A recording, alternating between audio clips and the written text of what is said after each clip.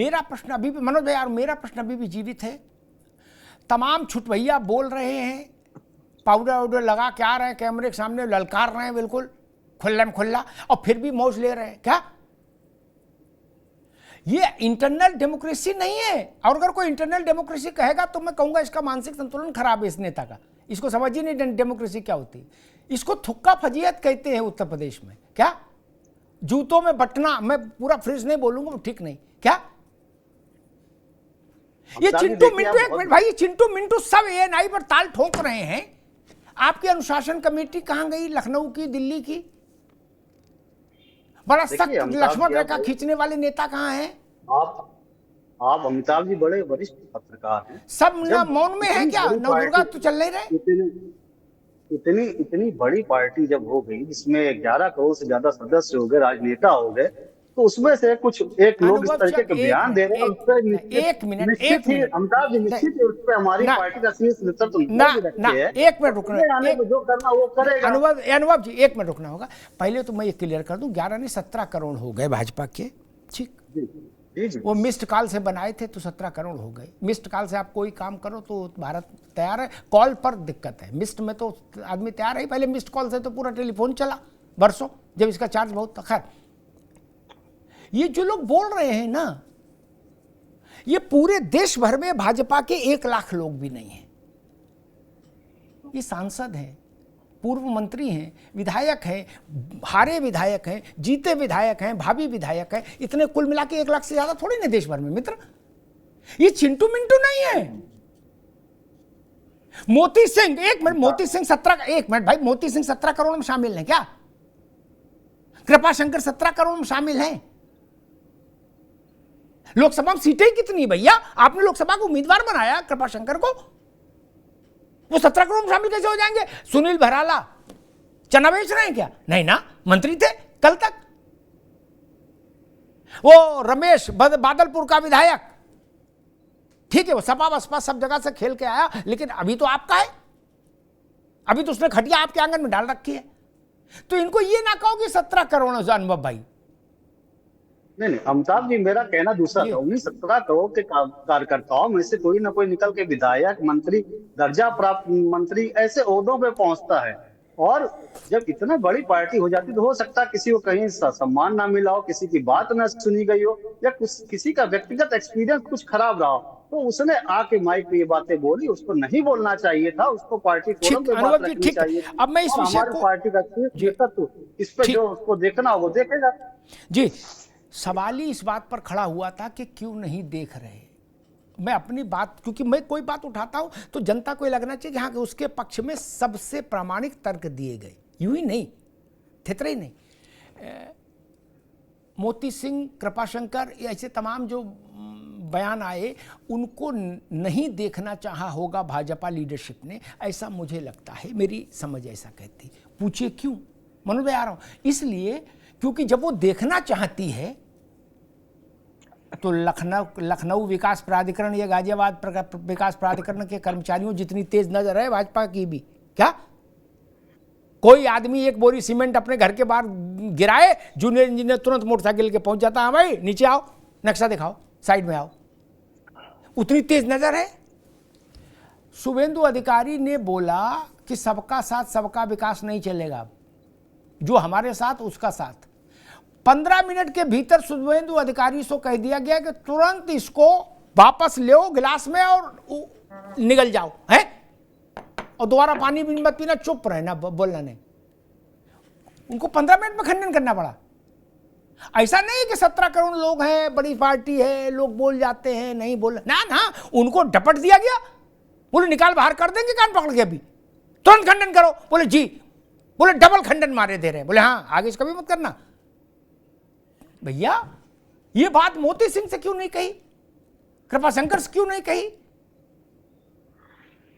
यहां पर सवाल उठ रहा है। मुझे याद है कल्याण सिंह जी ने एक बार मुझसे कहा था, जब मायावती जी के साथ अलायंस था ना अनुभव जी, 6 महीने वाला, बाद में फिर तो कल्याण सिंह उससे सहमत नहीं थे। मैंने उनका एक इंटरव्यू किया तो कल्याण सिंह जी ने जो शब्द मुझसे कहे वही मैंने अभी आज इस बहस में मुझे याद आ गया तो मैंने उद्धृत किए। उन्होंने कहा था, मैंने कहा आपको क्या लगता है भाजपा पर इसका क्या असर पड़ेगा? तो उन्होंने कहा था, अग्निहोत्री जी साल नहीं, महीना नहीं, पखवाड़ा नहीं, हफ्ता नहीं, ऐसे बोलते थे। हैं, दिन नहीं, घंटा नहीं, एक एक मिनट में नुकसान हो रहा है पार्टी के, एक एक मिनट में। बोले मेरी बात आप छाप देना। वैसे ही मैं आज कह रहा हूं, इस कबड्डी से भाजपा का उत्तर प्रदेश में हर पल हर क्षण नुकसान हो रहा है। खैर मनोज जी, वो भारतीय जनता पार्टी कह रही है कि भाई आप अपने घर में देखो, शिवपाल जी के सम्मान की चिंता क्यों नहीं कर रहे हैं, केशव जी के सम्मान की चिंता क्यों है आपको? देखिए, बहुत सारी बातें बीजेपी के प्रवक्ता ने जो कही वो बीती हुई बातें थी जी। तो बीती हुई बात पे क्या टिप्पणी की जाए। हाँ, एक बड़ा जायज अभी सवाल उठाया है कि शिवपाल जी को नेता विरोधी दल, अरे हम मुख्यमंत्री बनाने शपथ लेना के काम कर रहे हैं और ये कह रहे हैं कि विरोधी दल वाला कह रहा है, विरोधी दल वाला आप बना लेना ना, क्या हम आपको मना कर रहे हैं? हम तो कह रहे हैं कि हम एक मुख्यमंत्री की शपथ करवा दें। हमारे पास विधायक और जब तोड़ के लाएंगे तो निषाद जी, राजभर जी, राजा भैया जी, अनुप्रिया जी, पटेल जी, जितने जी हैं वो भी साथ चले आएंगे। कितना आसान है, आराम से बना लोगे। लेकिन बड़ा आपने मार्मिक तर्क दिया कि मतलब बात सवाल खड़ी की कि आखिर क्यों पश्चिम बंगाल में डांट, वहां फटकार और यहाँ खामोशी, इसके पीछे की पूरी राजनीति है। और इसीलिए आप सवाल पूछ रहे हैं, इसीलिए समाजवादी पार्टी, अगर आप कह रहे हैं चटकारे ले रही है तो आप, मैं माने ले रहा हूँ, वहां चटकारे ले रही है, हम भी ले रहे हैं कि भाई वहां से गुजरात लॉबी ने छोड़ा है कुछ अपने बहुत ही मजबूत लोगों को। एक से कहा तुम पूर्वांचल में उठाना, एक से कहा तुम लखनऊ में उठाना, फिर एक भराला से कहा तुम पश्चिम में उठाना। यानी पूरे उत्तर प्रदेश से आवाज आनी चाहिए कि जो कुछ चल रहा है उत्तर प्रदेश में ठीक न चल रहा है, इसको हटाओ, इसको बदलो। तो अगर जबरदस्ती कोई छिदे बैठा है तो कहते नहीं है नौटंकी देखने जाओ, अगर बैठने की जगह कोई छिद ले किसी लघुशंका के समय से, तो फिर आदमी प्रयास पूरा करता कि ये कैसे हटे यहाँ से। तो वही प्रयास जो सीधे बैठे हैं, कुछ जिनको हटाने का मन है, और वो वहाँ बड़े कायदे से ऐसे क्या बोलते हैं जो बैठते हैं भगवान शंकर जी वाला, वो बैठे मारे हैं। तो अब किसी न किसी से तो होगा ही हमला अमिताभ जी, और हमले को कौन कितना सह लेगा वही जीत जाएगा। अगर हमलावर तेज हो जाएंगे तो जिसको हटना है वो हट जाएगा, अगर हमले कम पड़ गए तो वो फिर हमला शुरू करेगा। लेकिन मौर्य जी के लिए मैं दो ही शब्द कहूंगा जो समाजवादी पार्टी महसूस करती है, इतना अपमान उत्तर प्रदेश भाजपा में किसी भी पिछड़े नेता का नहीं हुआ। ये आप गवाह हैं इस बात। अगर कल्याण सिंह को थोड़ा सा भी बीजेपी के कुछ लोगों ने फुट पे करने की कोशिश की तो कल्याण सिंह ने बीजेपी को बैक फुट पे धकेल दिया था। ये आप भी जानते हैं और थोड़ा बहुत मैं भी जानता हूँ, इस पैनल में बैठे लोग जानते हैं। तो ये वो केशव प्रसाद मौर्य जी को तय करना है कि उन्हें कल्याण सिंह बनना है कि केशव प्रसाद मौर्य कौन वाला बनना है, ये वही तय करे। हम लोग ने तो ऑफर दे दिया जी।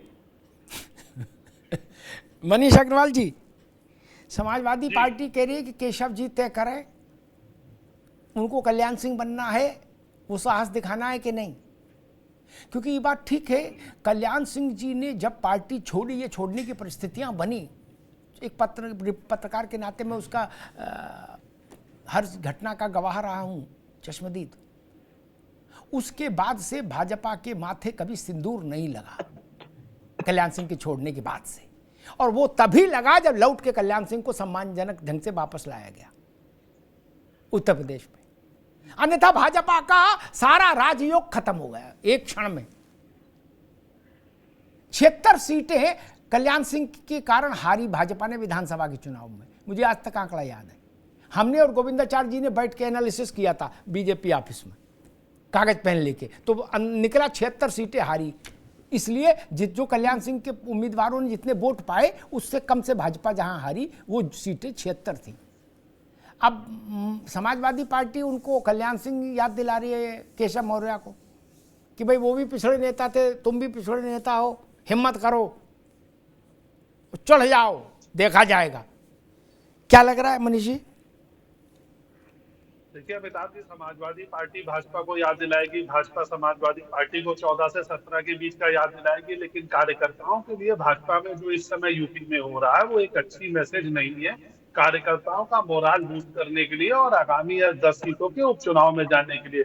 तो मुझे लगता है केंद्रीय नेतृत्व को राज्य के नेतृत्व के संग मिलकर शीघ्र इसका कोई हल निकालना चाहिए, क्योंकि हर नेता को इस तरीके से पार्टी के विरोध में बोलने की आजादी नहीं होनी चाहिए। ये मैं केशव प्रसाद मौर्य जी के बयान को मानता हूं कि पार्टी से बड़ा संगठन होता है, नेता से बड़ा संगठन होता है, संगठन से बड़ा कुछ नहीं होता। ये सब लोगों को मानना चाहिए, क्योंकि संगठन से ही प्रधानमंत्री मुख्यमंत्री बनते हैं और कार्यकर्ता ही प्रधानमंत्री मुख्यमंत्री बनते हैं, ऐसा प्रतीत होता है। तो संगठन का अपना महत्व होता है, लेकिन अंदरूनी कलह है, जितना ज्यादा बढ़ेगी उतना ज्यादा पार्टी को डैमेज करेगी, और नीचे के स्तर पे जब डैमेज होती है तो उसे रिक्यूब करना बहुत मुश्किल होता है। आपने देखा होगा 14 से 17 के बीच में अगर समाजवादी पार्टी में कुछ मुश्किलें आई थी तो समाजवादी पार्टी भी उसके बाद लगातार 4 चुनाव हारी थी। उसके बाद अब समाजवादी पार्टी की स्थिति इस चुनाव में कुछ अच्छी हुई है। तो इन चीजों को देखते हुए केंद्रीय नेतृत्व को प्रदेश नेतृत्व के साथ कुछ ऐसे कदम उठाने चाहिए कि इस तरीके के बयानबाजी बंद हो। हाँ, एक ये मेरा सजेशन है कि जो बाहर के लोग आए हैं, जब उन लोगों को